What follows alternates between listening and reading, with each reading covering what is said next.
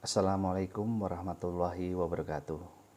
Yang terhormat Kepala Sekolah SMK Negeri Sayegan, Bapak Yon Fahtunal Huda SPDMI. Yang terhormat Kepala Jurusan Teknik Kendaraan Ringan, Bapak Juremi SPD. Yang terhormat Bapak-Bapak dan Ibu Guru serta staf pengajar SMK Negeri Sayegan, serta adik-adik siswa prakerin SMK Negeri Sayegan tahun 2021 yang saya banggakan. Pertama-tama kita panjatkan puja dan puji syukur kehadirat Allah Subhanahu wa Ta'ala, Tuhan Yang Maha Esa, yang telah melimpahkan rahmat dan hidayahnya kepada kita semua, sehingga pada kesempatan ini kita bisa dapat bertatap muka, bertatap maya dalam keadaan sehat walafiat tanpa kurang suatu apa. Salam dan sholawat juga kita haturkan kepada junjungan kita Nabi besar Muhammad Sallallahu Alaihi Wasallam, yang nantinya kita tunggu-tunggu syafaat beliau di akhir zaman kelak. Adik-adik sekalian yang saya banggakan, beberapa waktu yang lalu Bapak Wirawan mewakili sekolah menghubungi saya dan bahwasannya menyampaikan saya diminta untuk memberikan pembekalan tentang praktek kerja industri kepada adik-adik sekalian. Baik, untuk menyingkat waktu, pertama kali saya perkenalkan dulu, nama saya Yogo Agung, saya karyawan PT Sumber Baru Aneka Motor Yogyakarta, atau lebih dikenal dengan dealer resmi Suzuki Yogyakarta. Area kerja kita itu di wilayah Yogyakarta, Kedut Banyumas. Kemudian operasi bisnis kita adalah di bidang penjualan unit baru, kendaraan baru, kemudian di servis atau perawatan, dan penjualan suku cadang. Baik, tentunya adik-adik sudah diberi makalah ya atau materi dari bapak-bapak guru pembimbing prakerin tentang prakerin itu apa, tujuannya apa. Tapi mungkin saya akan sedikit lebih gambarkan, lebih jabarkan. Jadi bahwa prakerin itu boleh dibilang salah satu program kegiatan yang sudah disiapkan oleh sekolah, yang masuk dalam kurikulum sekolah pendidikan kejuruan, karena di SMA tidak ada, itu yang membedakan, berupa pelatihan atau pembelajaran yang dilaksanakan langsung di dunia industri dalam upaya pendekatan dan meningkatkan mutu siswa SMK dengan kompetensi siswa sesuai dengan bidangnya. Jadi adik-adik sudah paham ya. Jadi tujuan prakerin yang pertama adalah mendekatkan atau menunjukkan dunia kerja nyata itu seperti apa kepada adik-adik sekalian, sehingga nantinya setelah lulus adik-adik sudah punya gambaran dan punya bekal yang kuat untuk menuju ke dunia kerja nyata. Kemudian yang kedua juga meningkatkan dan menambah ilmu adik-adik sekalian. Tentunya ini juga selaras dengan apa yang sudah disampaikan di mata kuliah atau mata pelajaran di SMK. Harapannya nanti adik-adik akan timbul kreativitas dan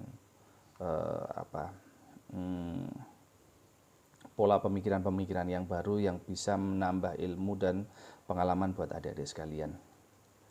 Tentunya itu tujuannya, sehingga apa-apa saja yang harus dipersiapkan Pak untuk menunjang. Lah, adik-adik sekalian, jadi persiapannya yang perlu adik-adik siapkan sebenarnya tidak sulit, tidak sukar, tapi tolong benar-benar dipersiapkan dengan matang.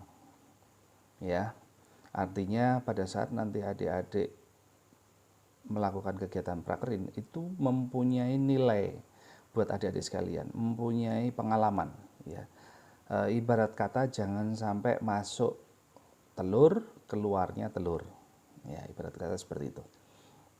Jadi kalau bisa ya prakerin ini adalah ajang untuk mengasah kemampuan ataupun mengasah pengalaman dan ilmu pengetahuan yang adik-adik punya, agar nantinya bisa bermanfaat baik untuk lingkungan, untuk sekolah maupun untuk adik-adik sekalian.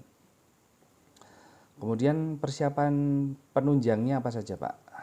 Tentunya persiapan penunjang sudah secara administratif sudah disampaikan oleh bapak-bapak guru pembimbing ya, baik monitor absensi harian, kemudian ada laporan harian yang dikerjakan adik-adik apa, kemudian nanti di akhir bulan atau di akhir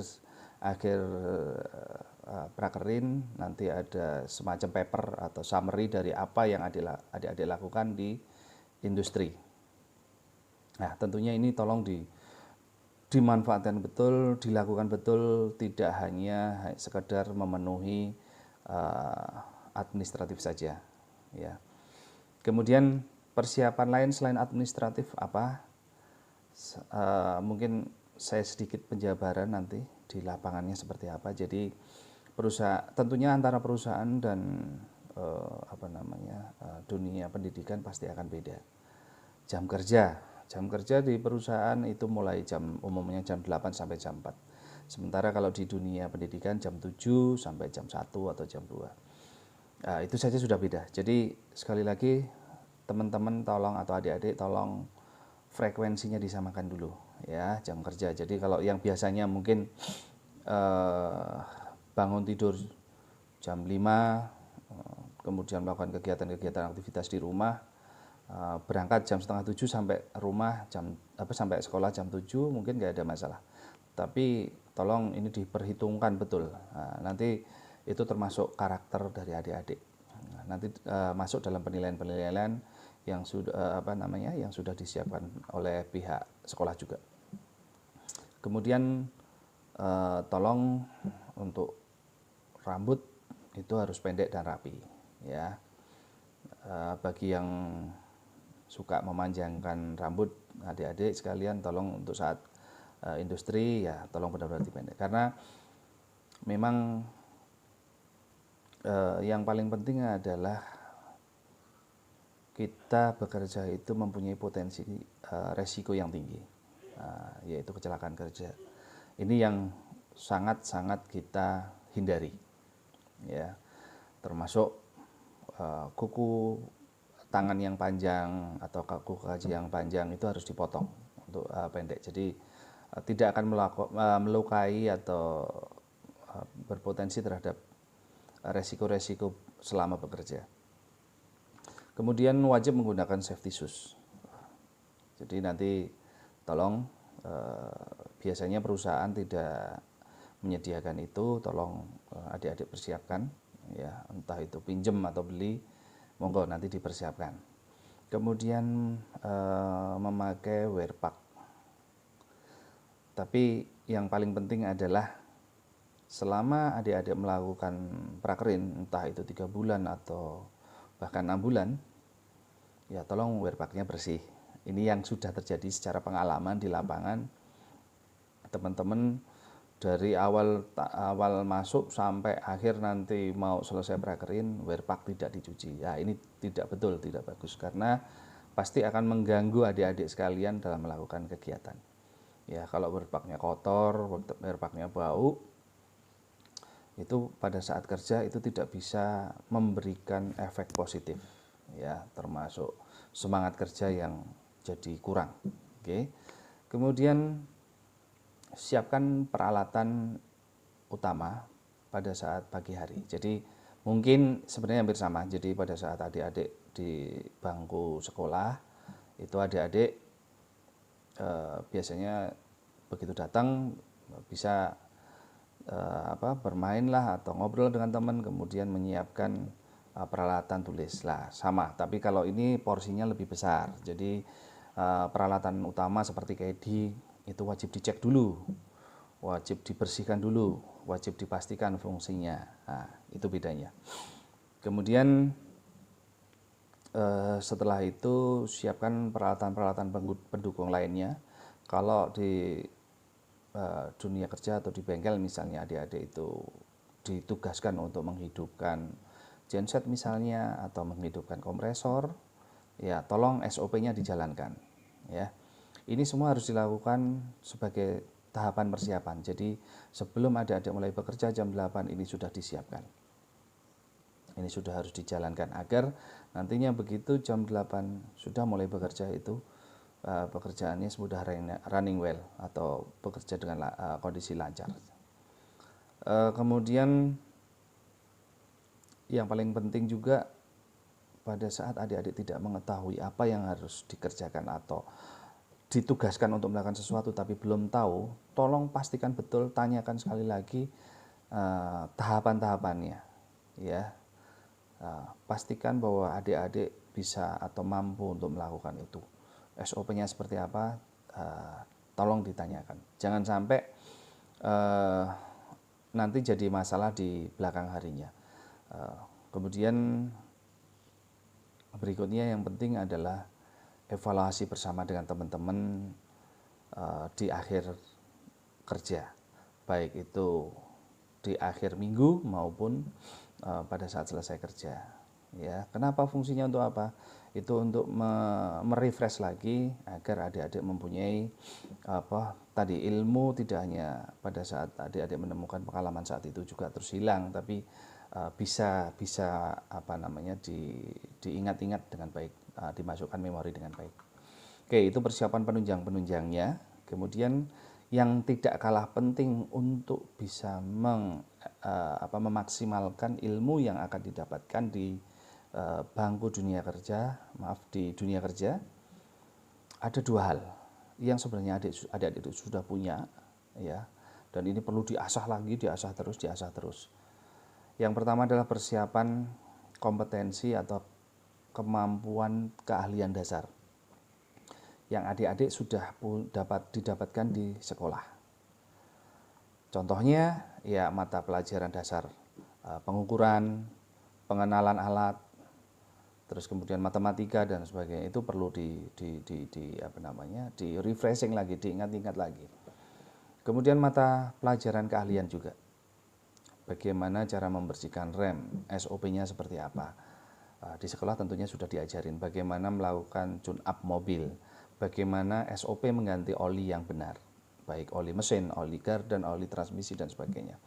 Itu adik-adik sudah ada dasar-dasar SOP yang sudah saya yakin sudah diberikan oleh pihak sekolah. Tolong itu di-refresh lagi, ya, agar nantinya pada saat sudah masuk ke dunia kerja di bengkel, adik-adik paling enggak sudah ada gambaran cara mengganti oli yang benar itu seperti apa, cara memasang ban itu seperti apa, itu adik-adik sudah ada bayangannya. Nah, jangan sampai adik-adik nanti bingung. Lah, kenapa saya harus bilang gitu? Karena tentunya ada keterbatasan pada saat adik-adik menerima ilmu di sekolah. Paling sederhana adalah keterbatasan kendaraan contoh, ya, kendaraan contoh atau kendaraan yang dipakai untuk praktek. Kalau di industri itu variannya banyak, artinya secara teknologi juga banyak. Ada yang mungkin sama dengan yang ada di sekolah, tapi bisa aja teknologi lebih tinggi dari yang ada di sekolah. Ya tentunya kalau Anda atau adik-adik sekalian sudah punya dasar keahlian dasar yang kuat, itu mudah untuk beradaptasi. Tapi kalau adik-adik lupa atau nggak tahu, lah itu akan susah, karena adik-adik harus kalau kita bicara ya harus belajar dari awal lagi gitu. Atau seandainya adik-adik bisa mempelajari, itu butuh waktu yang lebih lama dibanding adik-adik udah siap. Ya, itu kompetensi keahlian dasar itu penting sekali. Ya, dan yang tak kalah penting adalah kompetensi keahlian karakter. Dua ini akan menjadi titik pokok atau dasar adik-adik nantinya menjadi lulusan-lulusan yang profesional. Ya, kompetensi keahlian dasar dan kompetensi keahlian karakter. Karena dua ini menjadi pijakan adik-adik untuk menjadi orang-orang yang lebih mempunyai menjadi pribadi-pribadi yang lebih profesional lagi, ya. Kemudian tadi udah dijelaskan kompetensi dasar keahlian, atau kalau saya lebih sering menyebutnya adalah dengan soft skill. Ada yang berhubungan dengan hard skill, ada yang berhubungan dengan soft skill atau kompetensi karakter. Ini dua-duanya penting. Tidak ada yang lebih penting, tidak ada. Dua-duanya penting. Ya. Kenapa? Ya, kalau misalnya kita punya keahlian dasar, keilmuannya kita punya, tapi karakternya kita nggak punya, ya nanti akan berefek pada contoh misalnya, adik-adik bisa mengerjakan pekerjaan itu, tapi adik-adik ceroboh, adik-adik tidak punya penghitungan waktu yang baik, yang tidak sesuai dengan target akhirnya. Kemudian kalau hubungannya dengan kejujuran, nanti mohon maaf, misalnya ada barang-barang berharga di dalam mobil, uh, itu bisa boleh dibilang mohon maaf ini, jadi uh, diambil atau dan sebagainya gitu. Tapi begitu juga sebaliknya, pada saat Anda mempunyai karakter yang baik, ada punya karakter yang baik, tapi kompetensi keahlian, keilmuannya tidak ada, ya akhirnya tidak bisa mengerjakan, bingung mau mengerjakan dari mana, bingung.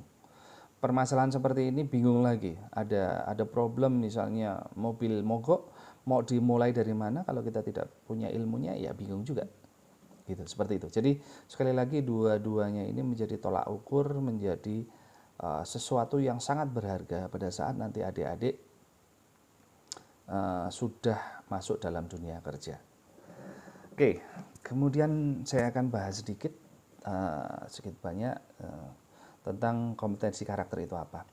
Sebenarnya kompetensi karakter atau kemampuan potensi karakter ini sudah dimiliki adik-adik sekalian. Hanya saja mungkin selama ini adik-adik baik secara muncul secara alamiah di lingkungan adik-adik, disiapkan di adik-adik, ataupun karena kita belajar.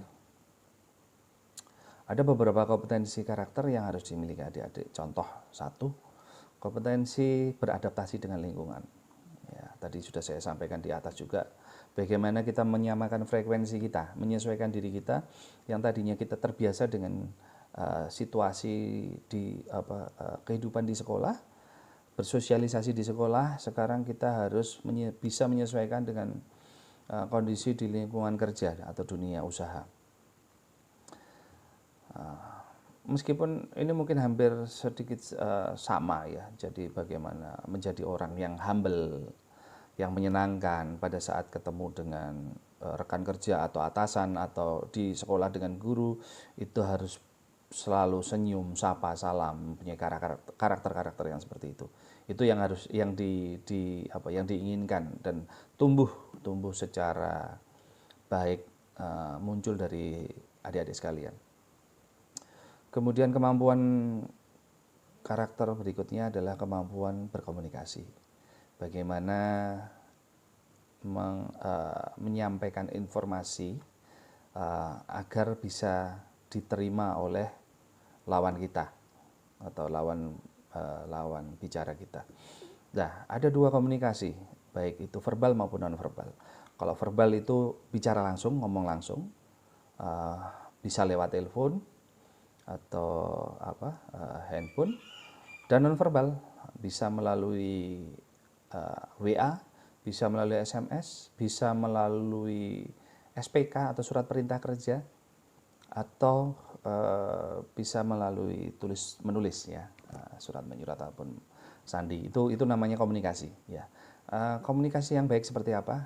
Jelas. Pertama, apa yang kita harus sampaikan ke lawan kita untuk berkomunikasi itu harus jelas, harus singkat, harus lantang. Ya, kita harus tahu bahwa apa yang kita sampaikan itu benar-benar bisa diterima dan bisa dipahami oleh lawan bicara kita.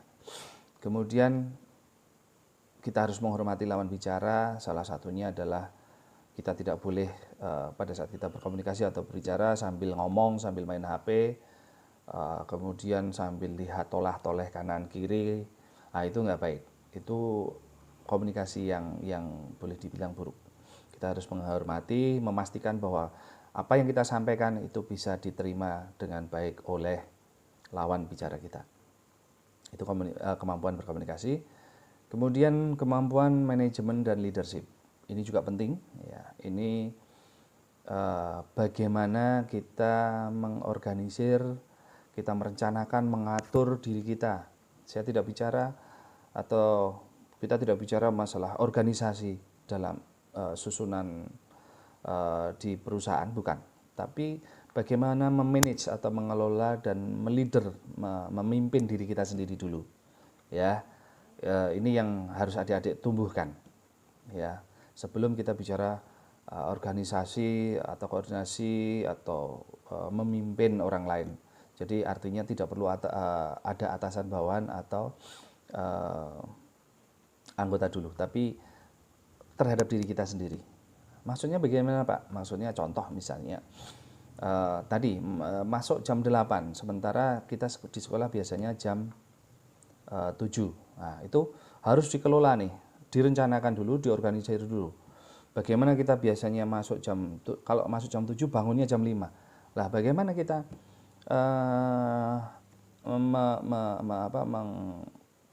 menyesuaikannya? Ya kita harus hitung jarak rumah kita sampai industri berapa waktu, kita harus bangun jam berapa. Ya, kalau kita belum bisa bangun, gunakan alat-alat seperti handphone, kita bisa pakai alarm. Nah, itu namanya mengorganisir, menganalisa, merencanakan, mengatur waktu agar tujuan kita tercapai. Tujuan kita apa tadi? Tujuan kita bisa sampai tempat kerja sebelum jam 8, agar segala sesuatunya bisa disiapkan lebih dahulu. Oke? Nah, jadi seefisien mungkin, seefektif mungkin, agar mendapatkan hasil yang seoptimal mungkin. Begitu juga nanti dalam pekerjaan, SOP, misalnya ada pekerjaan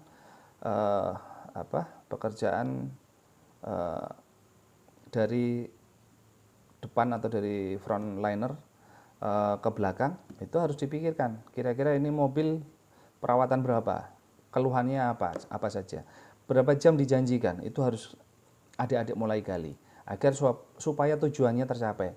Oh, berarti kalau misalnya target yang dijanjikan jam 7 jam 3 harus selesai, berarti sebelum jam 3 saya harus menyelesaikan, karena sebelum jam 3 harus dicuci dulu dan sebagainya, harus dicek dulu, harus dites dulu. Nah, seperti itu. Apa-apa saja harus saya siapkan. Kalau mengerjakan pekerjaan 40.000 berarti yang harus saya kerjakan SOP-nya ini dulu. Atau ada keluhan seperti ini, berarti saya harus konsultasi dulu, membutuhkan berapa waktu. Nah, itu harus manajemen dan leadership-nya harus kuat. Kemudian yang kedua adalah berikutnya adalah percaya diri, jujur dan bertanggung jawab. Ya, teman-teman harus punya percaya diri, lahir dari kemampuan kita mengenal atau diri sendiri mengenali dan mengendalikan situasi lingkungan. Tentunya kita harus yakin dengan potensi yang kita punya. Ya, itu perlu pembiasaan. Ya, inti percaya diri adalah bagaimana menyamakan frekuensi dulu. Kemudian kita harus mengerti, mengetahui atau mengerti arah pembicaraan, contohnya, agar kita ada kemauan untuk menumbuhkan rasa ingin tahu, kita bisa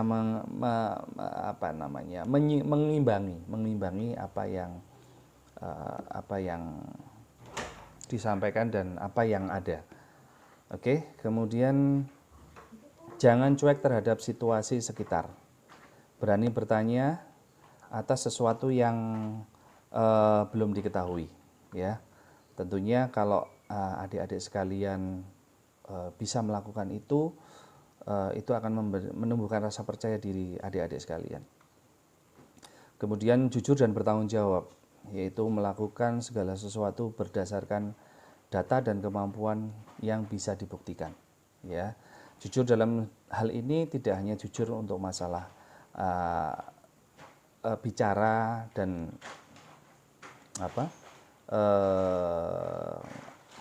bicara saja, tapi juga jujur dalam tingkah laku, jujur dalam apa-apa yang sudah dilakukan. Contoh misalnya, pada saat ditugaskan untuk melakukan pekerjaan dengan 10 tahap, harus dilakukan dengan 10 tahap. Ya. Bertanggung jawabnya seperti apa? Ya, lakukan dengan baik, dengan semangat, dengan kemampuan yang kita miliki. Kita harus maksimal. Itu namanya bertanggung jawab. Sehingga pada saat nanti atasan kita mengecek hasil dari pekerjaan yang kita lakukan, ya kita bisa mempertanggungjawabkan atas apa yang kita kerjakan. Itu jujur dan bertanggung jawab. Kemudian yang berikutnya adalah kemampuan kerjasama dan mampu bekerja di bawah tekanan. Ya, kerjasama ini adalah melakukan kegiatan bersama untuk mencapai satu tujuan. Ya, kegiatan bersama artinya dengan beberapa orang. Yang pertama pada saat kita bagaimana melakukan kerjasama yang baik, yang pertama adalah harus tahu posisi kita. Kita di posisi apa, tugasnya seperti apa, dan fungsinya seperti apa. Oke. Kemudian yang kedua, pada saat kita melakukan kegiatan atau pekerjaan itu, kita harus tahu efek yang ditimbulkan. Kalau kita tidak maksimal seperti apa, hasilnya nanti kalau kita melakukan pekerjaan setengah-setengah atau tidak selesai, efeknya oleh teman kita seperti apa, itu kita harus tahu. Kemudian untuk kemampuan mampu belajar untuk meningkatkan keahlian. Jadi kalau kita sadar betul posisi kita, tugas kita, dan fungsi kita, pada saat kita tahu kalau kita kurang, ya kita harus mampu untuk meningkatkan ilmu dan pengalaman kita. Kita harus belajar lagi. Kemudian yang terakhir, kerjasama yang bagus bagaimana kita tahu bahwa kita sadar bahwa kita itu saling bergantung dengan yang lain, ya. Jadi anggap bahwa teman kita adalah customer kita. Ya, kalau di dunia industri namanya internal customer. Jadi biar customer puas, berarti kita harus mengerjakan hasil sebaik mungkin, semaksimal mungkin. Ya, jadi itu namanya kerjasama. Kemudian mampu bekerja di bawah tekanan. Nah, kalau di dunia industri, bahwa tekanan kerja itu pasti ada. Jadi tidak semua yang kita rencanakan itu sesuai dengan target kita. Ada yang tiba-tiba ada tambahan pekerjaan, ada yang tiba-tiba pekerjaannya harus diulang lagi. Lah, kita harus siap dengan resiko-resiko seperti itu. Yang lebih penting daripada kondisi mampu bekerja di bawah tekanan adalah bagaimana kita bisa mengelola itu. Tentunya satu, strategi apa yang harus kita siapkan. Bagaimana kita tahu, oh ini harus dikerjakan, ini tingkat urgensinya, tingkat kepentingannya lebih penting dulu dibanding yang lain, itu harus tahu. Jadi bagaimana kita bisa mengelola pekerjaan-pekerjaan yang banyak, ya, yang membuat kita stres itu, agar bisa selesai satu-satu, ya, bukan selesai bersama, bukan, tapi selesai satu-satu. Nah, kita harus tahu nih problemnya di mana, ininya di mana, kita harus tahu. Oke, kemudian berikutnya adalah problem solve. Kita harus menjadi orang yang problem solve, ya.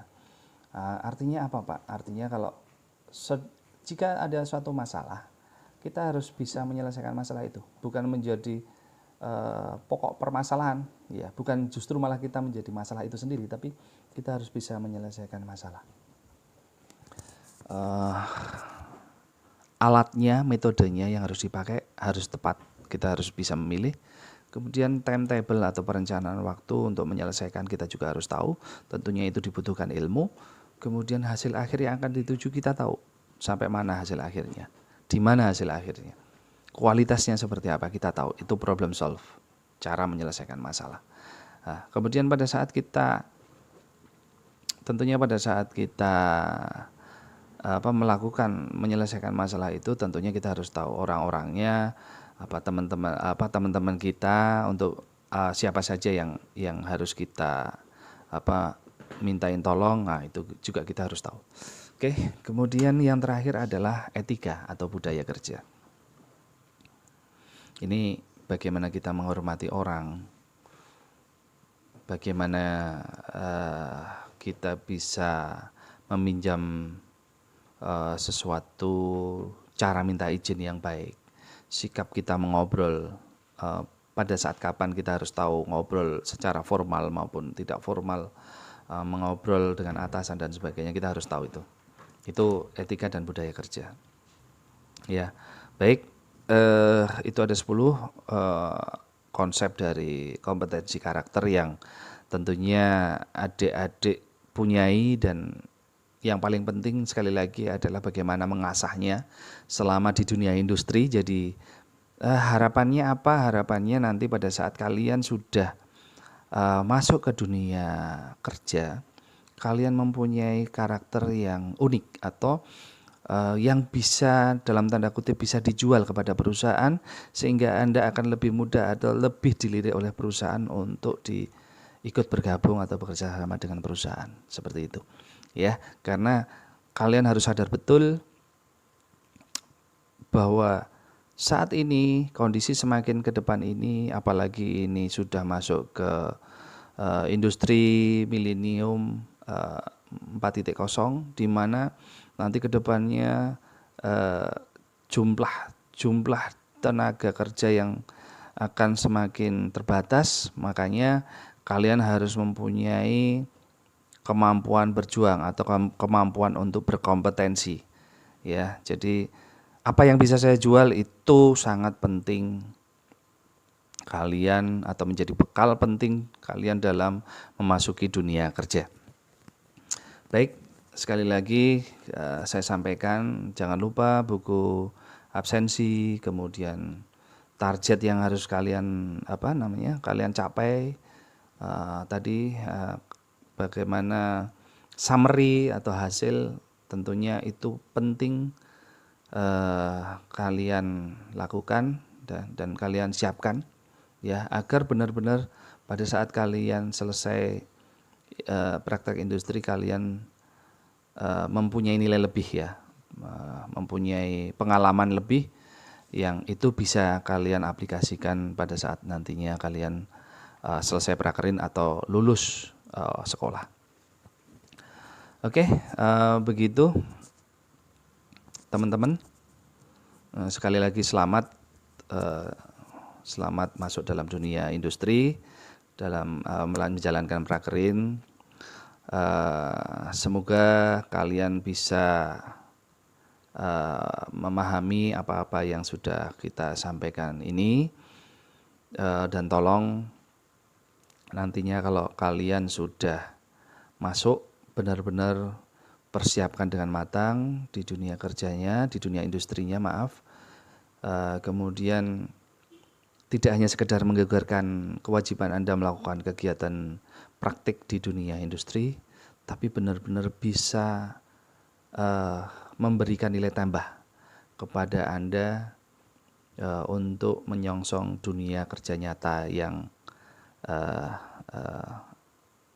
selanjutnya. Akhir kata, kita harus sepakati ya bersama bahwa dari pihak sekolah sudah memberikan bekal pendidikan-pendidikan yang bermutu. Kemudian itu tolong dipakai untuk menjembatani adik-adik ke dunia kerja nyata menjadi lulusan yang profesional. Sekali lagi memberikan nilai jual. Jadi yang perlu adik-adik persiapkan dan lakukan betul adalah hard skill yang adik-adik punya, soft skill yang adik-adik punya, silahkan ditambah di dunia praktek kerja industri ini, kemudian dilatih dan selanjutnya ditingkatkan. Ya, seperti itu. Mungkin sementara itu dari saya. Seandainya nanti adik-adik ada sesi tanya jawab, karena ini kita tatap maya, jadi kegiatan tatap maya, silahkan, tidak apa-apa disampaikan. Insya Allah saya siap untuk menjawab pertanyaan dari adik-adik, bisa disampaikan melalui sekolah, melalui Pak Wirawan, nanti biar disampaikan ke saya. Seperti itu. Begitu, terima kasih, mohon maaf seandainya banyak kekurangan penjelasan ini, dan atas waktunya adik-adik sekalian saya ucapkan terima kasih. Akhir kata, wabillahi taufik wal hidayah, wassalamualaikum warahmatullahi wabarakatuh.